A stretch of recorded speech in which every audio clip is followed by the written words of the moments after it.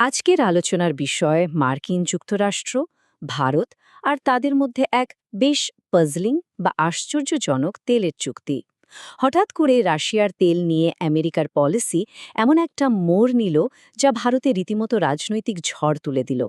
তো চলুন আজ এই ব্যাপারটা একটু খতিয়ে দেখি, কিভাবে এই একটা সিদ্ধান্ত ভারত আমেরিকার সম্পর্ককে এক্কেবারে একটা নতুন দিকে নিয়ে গিয়েছিল। আর এই বিতর্কের কেন্দ্রবিন্দুতে ছিল এই প্রশ্নটা। আম আদমি পার্টির আহ্বায়ক অরবিন্দ কেজরিওয়াল সোজাসুজি প্রশ্ন তুলেছিলেন, আমেরিকা কে যে ভারতকে রাশিয়া থেকে তেল কেনার অনুমতি দেবে? সত্যি বলতে ওয়াশিংটনের ওই অভাবনীয় ঘোষণার পর শুধু তিনিই নন, ভারতের বহু মানুষের মনেই কিন্তু এই একই প্রশ্নটা ঘুরপাক খাচ্ছিল। আমেরিকার এই একটা সিদ্ধান্ত ভারতে যে কী পরিমাণ রাজনৈতিক তোলপাড় শুরু করেছিল তা ভাবা যায় না। মতামতগুলো যেন একেবারে দুটো শিবিরে ভাগ হয়ে গিয়েছিল।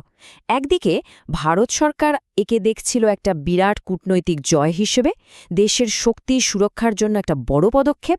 আর অন্যদিকে বিরোধী দলগুলো একে সোজা কৌশলগত আত্মসমর্পণ বলে দাগিয়ে দিল। তাদের মতে এটা আমেরিকার ওপর ভারতের নির্ভরশীলতারই প্রমাণ।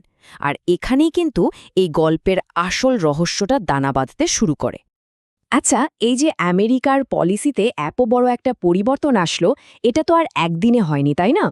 এটা বুঝতে হলে আমাদের একটু পেছনে যেতে হবে। দেখতে হবে এর আগে ঠিক কী চলছিল। মানে, রাশিয়া থেকে তেল কেনা নিয়ে আমেরিকা আর ভারতের মধ্যেকার সেই পুরনো অচলাবস্থার গল্পটা। ভারতের বিদেশনীতির একটা মূল ভিত্তি হল এই কৌশলগত স্বায়ত্তশাসন বা স্ট্র্যাটেজিক অটোনমি। এর মানেটা খুব সহজ। ভারত তার নিজের সিদ্ধান্ত নিজে নেবে, দেশের স্বার্থে যা ঠিক মনে হবে তাই করবে, অন্য কোনো দেশের চাপ বা প্রত্যাশার ভিত্তিতে নয়। আর জ্বালানি নিরাপত্তার মতো একটা গুরুত্বপূর্ণ বিষয় তো বটেই, ভারত সবসময় এই নীতিটাই মেনে চলার চেষ্টা করেছে। কিন্তু আমেরিকাও তো চুপ করে বসেছিল না। কয়েক মাস ধরে কারা ভারতের উপর অমচন চাপ সৃষ্টি করছিল। লক্ষ্য একটাই, যাতে ভারত সস্তায় রাশিয়ার তেল কেনা বন্ধ করে। দেখুন কি কি করা হচ্ছিল। ভারতীয় পণ্যের উপর ২৫% শাস্তিমূলক শুল্ক বসানো হুমকি দেয়া হচ্ছিল। সরাসরি অভিযোগ করা হচ্ছিল যে ভারত ইউক্রেনে রাশিয়ার যুদ্ধকে অর্থায়ন করছে। এমনকি ভারতকে প্রকাশ্যে মৃত অর্থনীতি বলেও উপহাস করা হয়।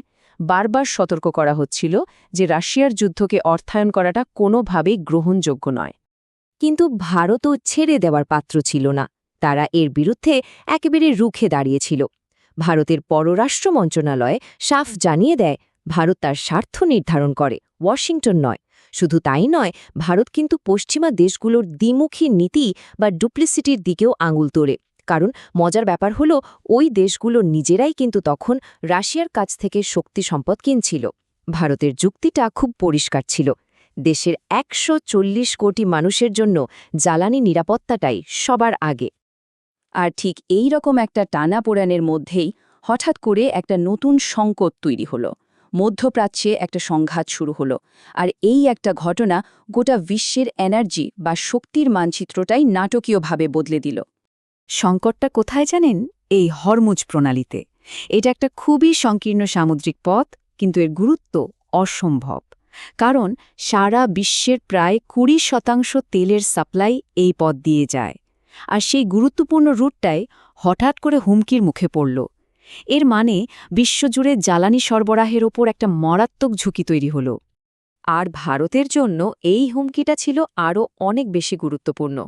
কারণটা দেখুন, ভারত তার মোট আমদানিকৃত অপরিশোধিত তেলের প্রায় অর্ধেক, মানে 46.9% আনে মধ্যপ্রাচ্য থেকে। আর এর সিংহভাগে আসে ওই হরমুজ প্রণালী হয়ে। ভাবুন একবার, ভারতের জ্বালানি নিরাপত্তার লাইফলাইনটাই যেন ঝুঁকির মধ্যে পড়ে গেল। যদি কোনো কারণে হরমুজ প্রণালী মাত্র কয়েক সপ্তাহের জন্য বন্ধ হয়ে যেত, তাহলে কি হতো জানেন? বিশ্ববাজারে তেলের দামের যে বেঞ্চমার্ক, মানে ব্রেন্ট ক্রুড, তার দাম প্রতি ব্যারেলে $১১০ গিয়ে ঠেকত। আর তেলের দামের এই রকম একটা লাফ কিন্তু গোটা বিশ্ব অর্থনীতিকেই নাড়িয়ে দেওয়ার জন্য যথেষ্ট। তো এই রকম একটা ভয়াবহ জ্বালানি সংকটের আশঙ্কায় আমেরিকা একটা আশ্চর্যজনক কিন্তু খুবই বাস্তবসম্মত একটা সিদ্ধান্ত নিতে বাধ্য হল। মানে, তাদের পলিসিতে একটা বড়সড় পরিবর্তন এলো। এই নতুন সংকট আর আমেরিকার পলিসি পরিবর্তনের মধ্যে সম্পর্কটা যে কতটা সরাসরি আর দ্রুত ছিল সেটা এই টাইমলাইনটা দেখলেই বোঝা যায়। দেখুন, ২৮শে ফেব্রুয়ারি সংঘাত শুরু হলো। ২ মার্চের মধ্যে ভারতের জন্য অপরিশোধিত তেলের দাম ব্যারেল প্রতি $11 বেশি বেড়ে গেল। আর তার ঠিক ৩ দিন পর ৫ই মার্চ মার্কিন ট্রেজারি ভারতকে রাশিয়ার তেল কেনার জন্য ৩০ দিনের একটা অস্থায়ী ছাড় দিয়ে দিল। ফল, পরের দিনে ৬ মার্চ ভারতীয় রিফাইনারিগুলো সাথে সাথে ২ কোটি ব্যারেল রাশিয়ার তেল কিনে নিল। মানে সংঘাত শুরুর মাত্র ১ সপ্তাহের মধ্যে ওয়াশিংটন তার আগের কড়া অবস্থান থেকে ১৮০ ডিগ্রি ঘুরে গেল। আমেরিকা সরকারিভাবে কি বলল? মার্কিন ট্রেজারি সেক্রেটারি স্কট বেসেন্ট বললেন, বিশ্ববাজারে তেলের প্রবাহ অব্যাহত রাখতে এই ৩০ দিনের অস্থায়ী ছাড় দেওয়া হচ্ছে। মানে তারা এটাকে একটা স্টপ গ্যাপ মেজার বা তাৎক্ষণিক ব্যবস্থা হিসেবেই দেখানোর চেষ্টা করল, যাতে তেলের বাজার স্থিতিশীল থাকে। কিন্তু এর পেছনের আসল কারণটা কি? আসলে আমেরিকা বুঝতে পেরেছিল যে বিশ্ববাজারে তেলের যা পরিস্থিতি, তাতে ভারতকে যদি রাশিয়ার আটকে থাকা বা স্ট্র্যান্ডেড তেলটা কিনতে দেওয়া হয়, তাহলেই একমাত্র গ্লোবাল রিফাইনারিগুলোর উপর থেকে চাপ কমবে আর তেলের দামও আকাশ ছোঁয়া হওয়া থেকে আটকানো যাবে। সোজা কথায়, এটা ছিল একটা বড় অর্থনৈতিক সংকট এড়ানোর জন্য একটা খুব ছোট কিন্তু খুব কাজের সমাধান। মার্কিন কর্তারাই পরে স্বীকার করেছেন যে এটা ছিল নীতিতে একটা অত্যন্ত সংক্ষিপ্ত পরিবর্তন। তো কারণটা তো বোঝা গেল, কিন্তু এর পরেই আলোচনাটা আবার সেই পুরনো রাজনৈতিক বিতর্কে ফিরে এলো। এই যে আমেরিকা ছাড় দিল, এর আসল মানেটা কি? এটা কি ভারতের কূটনীতির জয়, নাকি আমেরিকার কাছে ভারতের সার্বভৌমত্বের আত্মসমর্পণ?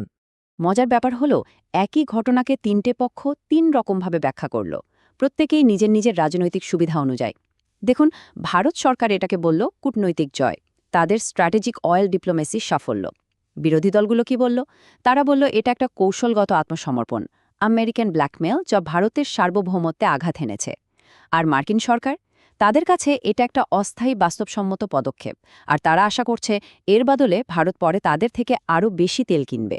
তাহলে পুরো ঘটনাটা থেকে বড় শিক্ষাটা কি? শিক্ষাটা হলো, যখন কোনো বড় সংকট সামনে আসে, তখন শক্তি, সুরক্ষা বা অর্থনৈতিক স্থিতিশীলতার মতো তাৎক্ষণিক জাতীয় স্বার্থগুলো এতটাই গুরুত্বপূর্ণ হয়ে ওঠে যে বড় বড় সুপার পাওয়ারদেরও তাদের পুরনো অবস্থান থেকে সরে এসে অপ্রত্যাশিত সিদ্ধান্ত নিতে হয়। এই ঘটনাটা তার একটা ক্লাসিক উদাহরণ, কিভাবে বাস্তব পরিস্থিতির দীর্ঘমেয়াদী ভূরাজনীতির ওপরও ভারী পড়ে। শেষ পর্যন্ত এই ঘটনাটা কিন্তু একটা খুব মৌলিক প্রশ্ন তুলে দিয়ে যায়। আজকের এই বিশ্বে যেখানে সব সংকট একে অপরের সাথে জড়িত, সেখানে সার্বভৌমত্ব বা ন্যাশনাল সভার্নিটি আর আসল অর্থটা ঠিক কী? এই অস্থির পৃথিবীতে একটা দেশের স্বাধীনতা বা নিজের সিদ্ধান্ত নিজে নেওয়ার ক্ষমতাটা ঠিক কতটা?